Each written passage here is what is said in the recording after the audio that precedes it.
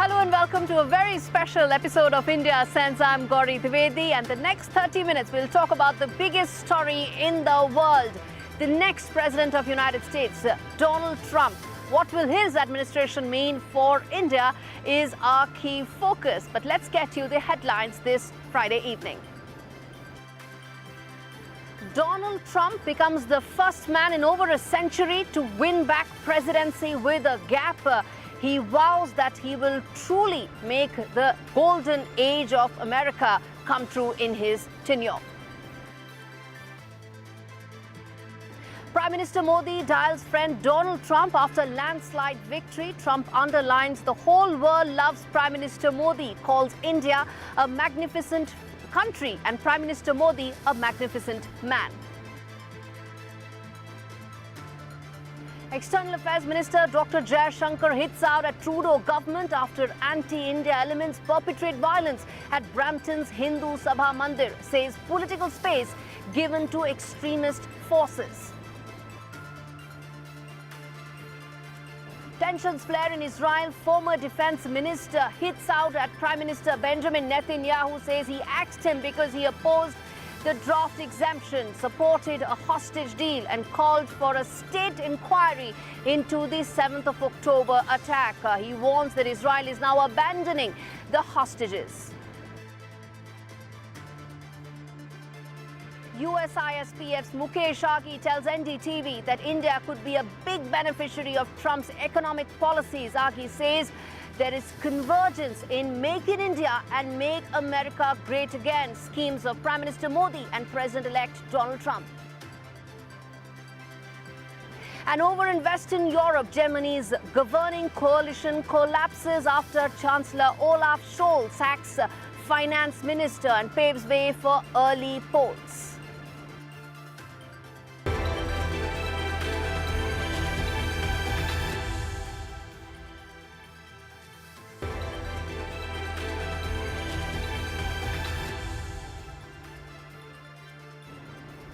On to the big story on India Sense this week. As Donald Trump gears up for a second term in the White House, New Delhi might find itself navigating both huge opportunities and several obstacles in its relationship with Washington.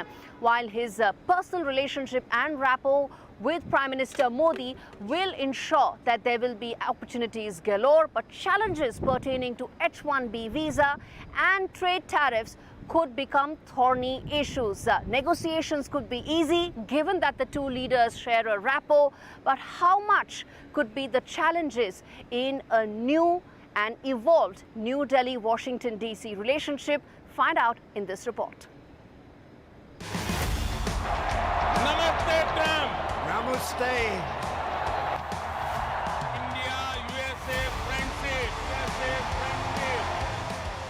One of the brightest spots in U.S.-India relations during Trump's first term was the personal chemistry between the president and Prime Minister Narendra Modi. Their bromance was a cornerstone of diplomatic efforts. In fact, instead of the usual diplomatic channels, son-in-law Jared Kushner and daughter Ivanka Trump's visit shaped Delhi-Washington relations in Trump's first presidency. The high-profile visits are a testament to the informal relationship the two leaders share.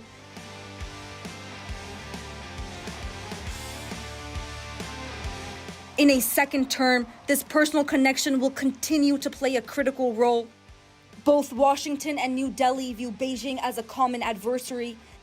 Defense and security ties are likely to deepen.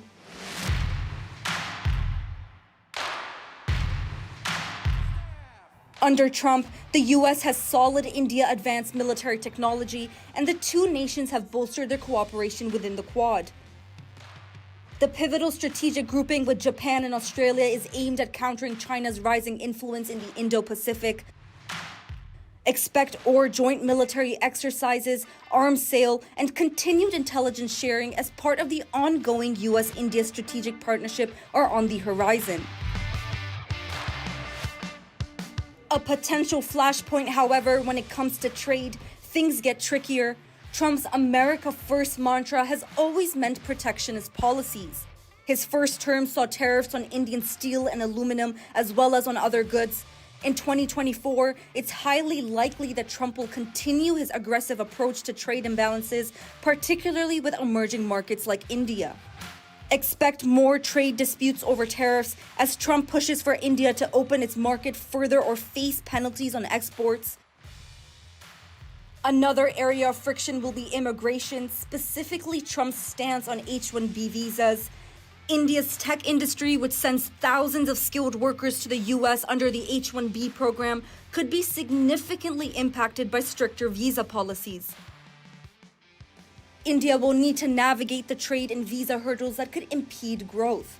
In sum, while Trump's second term will benefit India geopolitically, especially in defense, India will also have to contend with tough economic and immigration policies. It's a delicate balancing act and one that will shape the future of U.S.-India relations for years to come.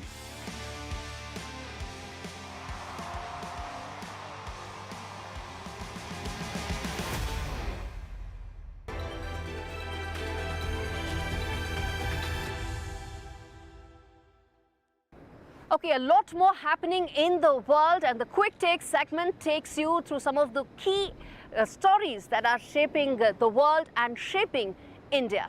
Take a look.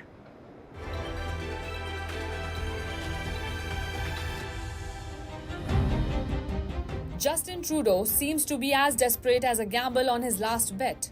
The self-proclaimed champion of free speech has been caught in a web of hypocrisy. This week, his government blocked an entire news outlet, the Australia Today. For what? Well, for airing a press conference by India's External Affairs Minister S. Jaishankar, sparking outrage on both sides of the globe. It is a direct and a brazen attack on media freedom. Canada censored the broadcast, saying the content was inflammatory. The justification is as thin as it is convenient. The ill-conceived move sends a chilling message to journalists everywhere. Question authority and you will be silenced. Bangladesh interim government's chief advisor Moahmmed Yunus finds himself in hot waters yet again. In a dramatic turn of events, all members of the Bangladesh Human Rights Commission have resigned. Why?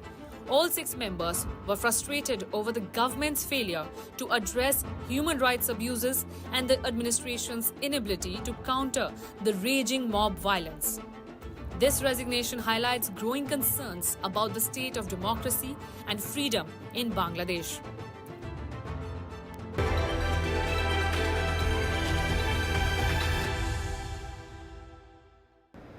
We slip into a very short break. We come back on the other side with a very big interview. USISPF Mukesh Aghi tells NDTV that there are huge opportunities in Trump 2.0 and India needs to grab them. Stay with us.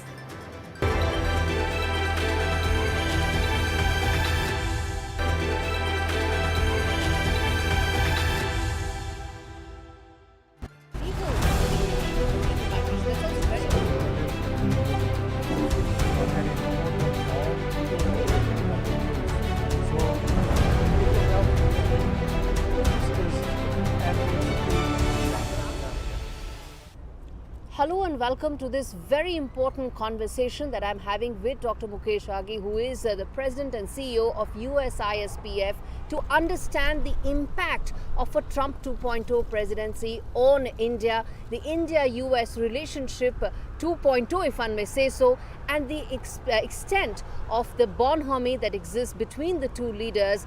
That how will it shape the India-US relationship? Dr. Aghi, thank you so much for speaking to NDTV. My pleasure. So how do you see the results that have come? They shocked many, but were you anticipating them? Well, we did anticipate the win, but this is a shocking victory. It's a landslide for Trump and the Republican Party. We are seeing the White House, the Senate gone. I'm waiting for the numbers on the House side, and all indication are it also could go in favor of the Republican Party.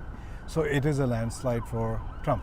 So when was the last time there was a president who was so powerful that he had the Electoral College vote, of course, which he became a president, but popular vote under his belt, Senate under his belt, Supreme Court under his belt, and possibly the Congress as well? It is we call the winner of trifecta, Yeah. all three, but more important is he won the popular vote. Yeah. Last time a Republican who won was in 2004. And for last 20 years, nobody has won like Trump has won as a Republican president. So that's a strong mandate has received from the people of the United States. And that mandate is for some of the tough measures that he's spoken for, whether it is immigration, whether it is the economy, the cost of living, all of which has a direct bearing on the India-US relationship. No, absolutely. I think immigration is a big issue, both legal and illegal. Economy is a big issue, especially job creation and the blue-collar environment itself. I mean, look at geopolitically, the world is more in turmoil, the war in Ukraine, the war in Middle East, the stress point with China. So I think all those issues have to be addressed. Indeed. Specifically, if one were to speak, let's say, about the first issue, which is the illegal immigration point of view, there are tons of statistics that have come in, some even saying that 1 million deportation could cost $88 billion of taxpayer money, completely unacceptable to the people here as well. But it gives an indication of the direction of the policy, doesn't it? Talk to us about your expectation of what this can be, because it also mixes up the issue regarding legal immigration and legal migration. That's also very important for India, isn't it?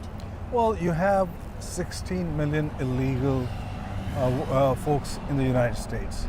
Now, can you deport them all or within the next 12 months? The answer is no.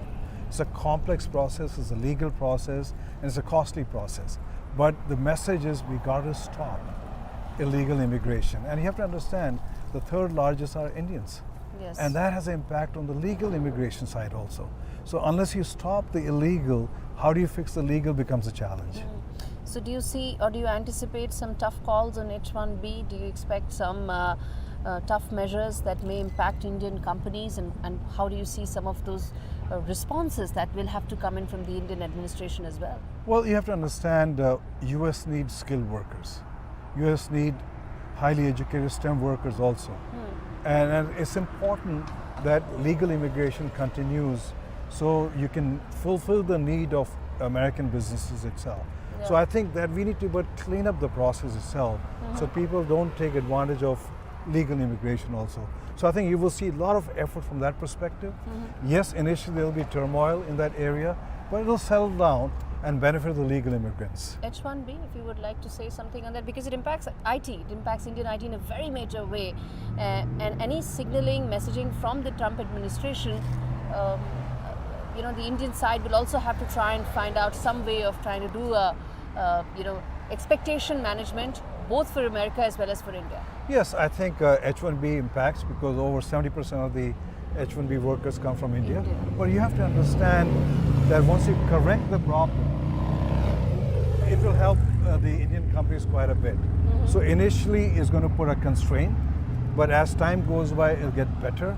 And you get the right legal immigrants coming to India. So I think the impact will be there initially, but mid to long term, it's going to benefit the Indian companies. What about the trade relationship? Should we be bracing now for some heavy tariffs, whether it's 20%, whether it's more, some specific sectors likely to be targeted? How do you see the trade relationship now changing under a Trump 2.0? Well, I think 20% tariff is going to be bumpy, and that's going to impact from the export side. But I think you have to understand 60% of China will drive a lot of manufacturing out of China, and India could be a beneficiary from that perspective. You see America leading that transition from China to India in terms of manufacturing? So I think the American companies will have to decide that because they want to have access to the Chinese market, but at the same time not have manufacturing risks because of the stress point between US and China. So what they may end up doing is have manufacturing in China only for China only and move for the rest of the world outside China. Some may come back to the US. The challenge we have is we don't have enough skilled workers to basically provide that manufacturing. So we will see that a lot of them moving to India, not just only because of manufacturing, but also access to Indian market itself. When you look at Apple as a company, they moved some manufacturing in India, but they also gain a lot of domestic market share. Today, Apple revenue in India has crossed $5 billion itself. So I think companies are going to basically recalibrate their de-risking of supply chain and also access to markets also. So that is Make in India and Make America Great Again coming together quite literally. Absolutely. So what about the other key issue in terms of the strategic alignment between India and US? A lot of that has happened in the last decade or so. Under the Trump administration, how do you see that, particularly regard to China and the other factor, Russia, both of which impact India, very, very significantly? So I think the multiple factors. One is the stress point with China will get deeper and broader. You have to understand, China committed during Trump 1.0 $200 billion of procurement of US goods, and it did not honor that commitment. So Trump has basically strong memories about that. Second factor is... So you say he's going to come down harsher on China on trade? Absolutely, because China made a commitment, that commitment was not honored. So there's a trust deficit with China dramatically with Trump himself. Two is when you put 60% tariffs on Chinese goods, yes, you will have US consumer paying, but they will also move their purchase to other sources of procurement itself. Yes. But more important is China's ambition to be a dominant power in Asia Pacific, to be a global dominant power, is going to create a much more stress point. And that's where India becomes pivotal. Because I think India's relationship with China is not the best itself. China will never accept India as an equal partner. So it serves the interest of India and the United States to come back together. The more important thing is you have to understand the Ukraine war has shown that countries which have a large industrial base can sustain long-term war. And US industrial base has eroded because most of the manufacturing moved back. Yeah. And so I think while you try to bring back some manufacturing, India becomes a potential industrial base for US companies and US manufacturing from that perspective. I mean, you look at the last trip of bilateral between Prime Minister Modi and Biden, a lot of stuff was moved to India from that perspective. Any back of the envelope calculations that you have, sir, in terms of what is the upside that we are talking for the Indian economy? Any broad calculations that you think can be done in terms of when you're moving this manufacturing from China to India? It is difficult because the timeline and the planning of the US companies. But all I can say is if you look at just from a services perspective, yes, we have now 1,700 global capability centers. Yeah. They're doing massive research for US companies. In fact, you look at Qualcomm as an example, 50% of the IP now is being generated in India. So you look at Samsung, you look at others. Today, every chip design in the world happens in India itself. Yes. So from a global capability center, we see a massive momentum. Yes. You see the same momentum happening on the manufacturing side. We are seeing basically Lockheed, we're seeing Boeing, we're seeing Raytheon doing a lot of the manufacturing now more and more in India itself. So I think that process will continue. It takes time. Yes. It takes time. And what we are seeing is it is an incentive factor for US companies to leverage the India skill, to leverage the India market. So I believe the momentum will pick up now. So does that mean that collaborations with regard to semiconductors, collaboration with regard to defense technology would probably now expedite further to include more realms of collaboration? No, absolutely. I think we have to find a way out as to how do you not get penalized on 20% tariff coming from India into the US. Yes. Because what happens is you want to leverage a global supply chain.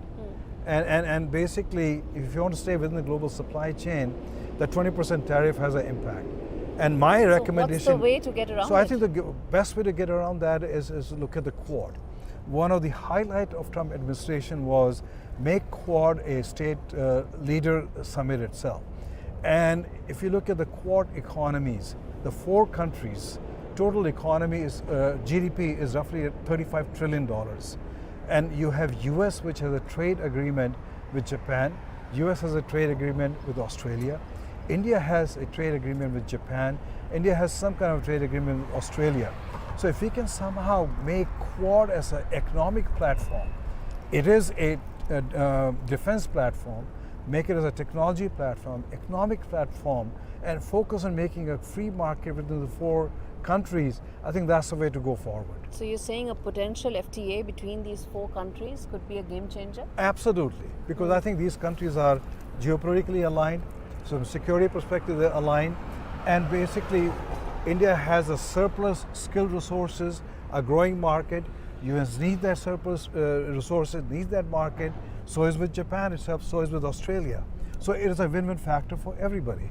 And finally, sir, then a couple of questions I want to ask around Russia and the entire aspect around India's deep economic relationship with Russia, particularly with regard to oil purchases. They came under the scanner during the Biden administration as well. How do you see that under a Trump administration, especially more that, given that Trump as a personality, as a business leader is more oriented towards a transaction give and take kind of an approach? How do you see that impacting India's existing relationship with Russia? Well, I think you have to understand, one is India's dependence on Russian defense equipment is coming down. You look at last 10 years, it has come down, and procurement from the US has gone up and up. So that's one factor. Two is the trade between India and the US is almost $200 billion.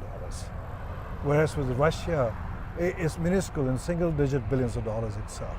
Now, yes, India has been buying Russian energy at a discounted price because it has to serve the interests of its citizens. Right. It has an inflationary impact also. Yes. But you have to understand also, 50% of that oil, once refined in India, goes to Europe and the United States. Yes. So both US and Europe are beneficiary from that perspective also. Yes. So I think Trump is a businessman. He understands that. I mean, he may make some noise from that perspective, but in the long term, he sees a win-win. So I don't see much of a pressure point coming from that perspective. And finally, sir, I have to ask you this question around the fact that Prime Minister Modi and President-elect Trump, they have a great rapport that is there, whether it is the Howdy Modi event or several others. Sometimes what thorny negotiations are not able to achieve, bonhomie and rapport between leaders is able to achieve. Where do you think this will probably come in handy, given that several negotiations may end up becoming fairly thorny? Well, I think you have to understand geopolitical alignment is important. And I think India, US are aligned from security to technology to economic to people. And when you have road bumps from that perspective, the personal relationship matters. Yeah. And I think Prime Minister Modi was one of the first ones to tweet congratulating President-elect Trump. He was one of the first few leaders to have a conversation with him also. So I think the bonhomie really works much better when you're geopolitically aligned. And I think both countries are aligned from that perspective. So I think you will see a much better relationship in a positive manner between the two countries. All right, Dr. Aghi, thank you so much for speaking to NDTV, taking out the time and decoding what I think is going to be the next phase of the India-US relationship. Thank you very much. Pleasure talking to you. Likewise. Okay.